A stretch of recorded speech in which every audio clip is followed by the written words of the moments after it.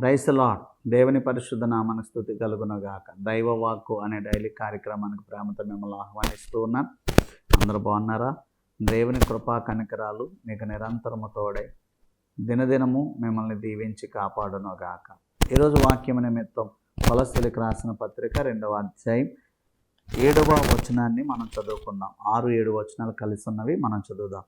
కావున మీరు ప్రభువైన యేసుక్రీస్తును అంగీకరించిన విధముగా ఆయన యందు వేరుపారిన వారే ఇంటి వలె కట్టబడుచు, మీరు నేర్చుకున్న ప్రకారం విశ్వాసమందు స్థిరపరచబడుచు, కృతజ్ఞతాస్తుతులు చెల్లించుట యందు విస్తరించుచు ఆయన యందుండి నడుచుకొనుడి. ఆమేన్.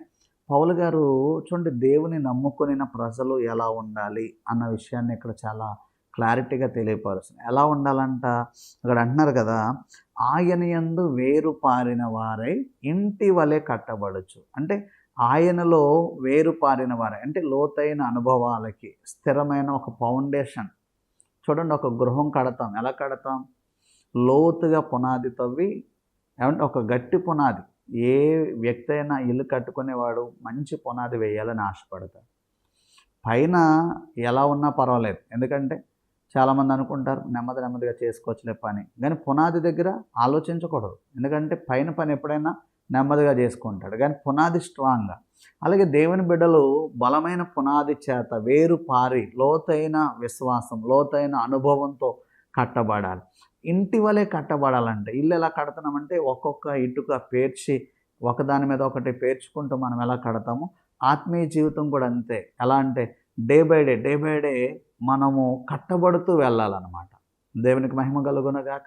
ఎలా కట్టబడాలి? ఇంటి వలె కట్టబడుచు. అక్కడ అంటాడు చూడండి, మీరు నేర్చుకున్న ప్రకారం విశ్వాసమందు స్థిరపరచబడుచు, కృతజ్ఞతాస్తుతులు చెల్లించుట యందు విస్తరించచ్చు, ఆయన యందుండి నడుచుకొనండి. చూడండి, విశ్వాసమందు స్థిరపరచబడాలంట. రెండవది ఎక్కడ అంటాడు? కృతజ్ఞతాస్తుతులు చెల్లించచ్చు. విశ్వాసమందు స్థిరపడుతూ కృతజ్ఞతాస్తుతులు చెల్లించు.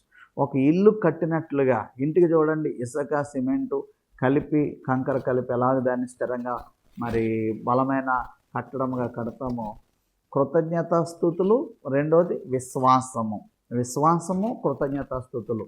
అలా దేవునితో నడుస్తూ ఉండాలంట. దేవునికి మహిమ కలుగునగాక. అంటే ప్రతిదినము కూడా కృతజ్ఞతాస్తుతులు చెల్లించాలి. ప్రతిదినము కూడా విశ్వాసాన్ని పెంచుకోవాలి. డే బై డే విశ్వాసంలో ఎదగాలి, కృతజ్ఞతాస్తుతులు చెల్లించుటలో ఎదగాలి. అలా దేవునిలో నడుస్తూ ఉండాలంట. ఆమె ఎవరైతే స్తుతిస్తారో, ఎవరైతే విశ్వాసంలో స్థిరంగా ఉంటారో వారికి మంచి కట్టడం వలె కట్టబడతారు. 125వ కీర్తన 1వ వచనంలో రాయబడుతుంది కదా, విశ్వాసం కలిగిన వాళ్ళు ఎలా ఉంటారంటే కదలక నిత్యం నిలుచు సియోను కొండ వలె ఉంటారంట. కదలక నిత్యం నిలుచు కొండ అంటే ఒక స్థిరమైనటువంటి కొండ, బలమైనటువంటి కొండ. దేవుని బిడ్డలు కూడా అలా ఉండాలి. నీ ఫౌండేషన్ అలా ఉండాలి. నీ విశ్వాసం కదిలిపోకూడదు, నీ స్థిరత్వం కదిలిపోకూడదు.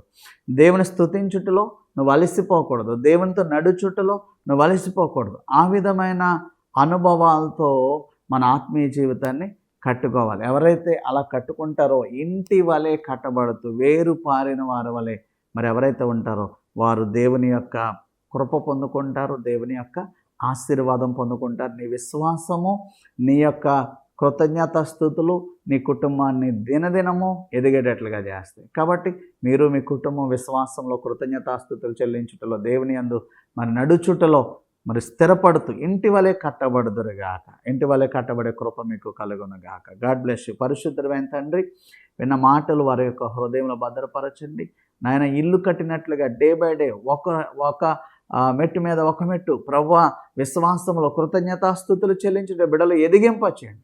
ఆటంకాలన్నీ తొలగించండి. దుష్టుని అధికారం అంతా యేసు నామములో లయపరుస్తూ కృపను ప్రకటిస్తూ యేసు నామములో దీవించి అడుగుచున్నాను మా పరమ తండ్రి. ఆమేన్.